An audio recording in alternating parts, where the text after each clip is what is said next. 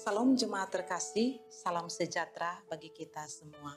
Senang sekali hari ini kita berjumpa kembali dalam renungan Light of Revival. Harapan dan doa saya Bapak Ibu semua saudara ada dalam keadaan yang baik di hari yang baru ini.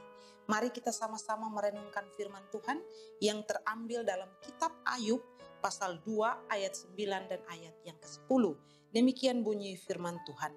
Maka berkatalah istrinya kepadanya, masih bertekunkah engkau dalam kesalehanmu? Kutukilah Allahmu dan matilah.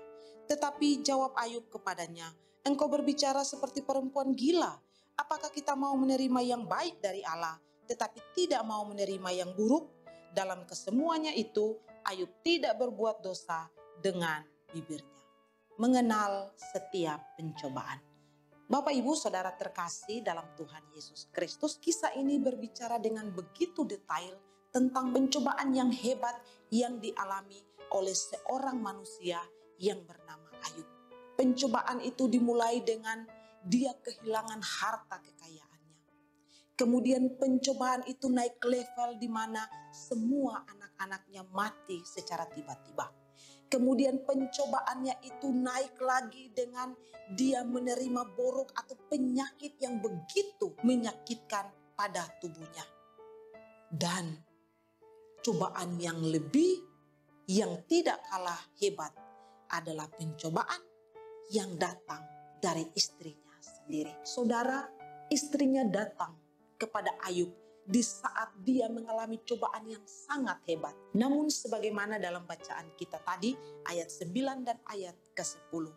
Ayub dengan tegas menjawab apa yang dikatakan oleh istrinya. Ayub ingin menunjukkan atau menyampaikan atau memberikan pengertian yang baik kepada istrinya sekalipun mungkin ketegasan yang dia tunjukkan.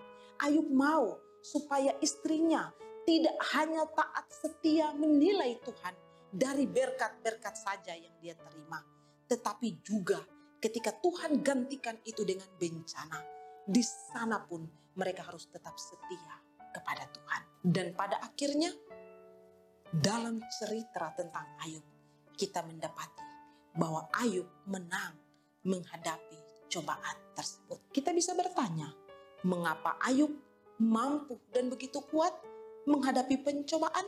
Dan pada akhirnya dia menang terhadap pencobaan itu.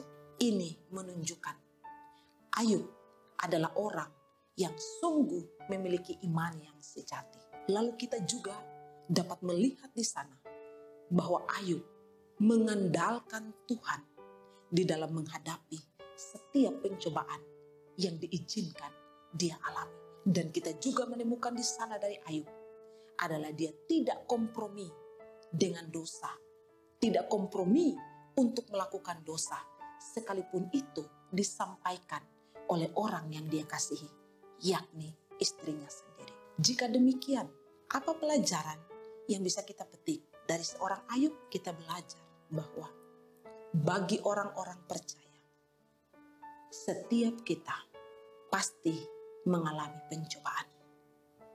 Tidak ada istilah karena kita orang percaya, kita bebas dari pencobaan. Tidak. Sebagai orang yang sungguh-sungguh percaya, justru iblis akan bekerja dengan segala cara untuk mencobai orang-orang percaya. Kalau kita bisa melewati semua itu, hanya melalui satu cara. Kita harus juga seperti Ayub, punya iman yang sejati. Iman yang sejati akan menuntun kita untuk ada di dalam perenungan firman Tuhan, yang mana melalui firman Tuhan kita dapat mengenal setiap cobaan yang diizinkan oleh Tuhan di dalam kehidupan kita. Dan pada akhirnya kita akan menang melewati setiap cobaan, bukan karena kita hebat, tapi karena Kristus yang ada di dalam kita.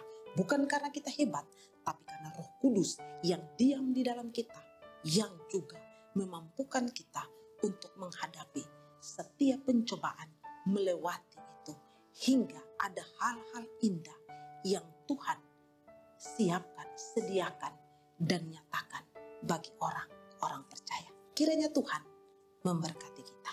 Mari kita berdoa. Tuhan Yesus, kami mengucap syukur teladan hidup dari Ayub boleh menjadi pelajaran bagi kami, supaya kami boleh memiliki iman yang sejati.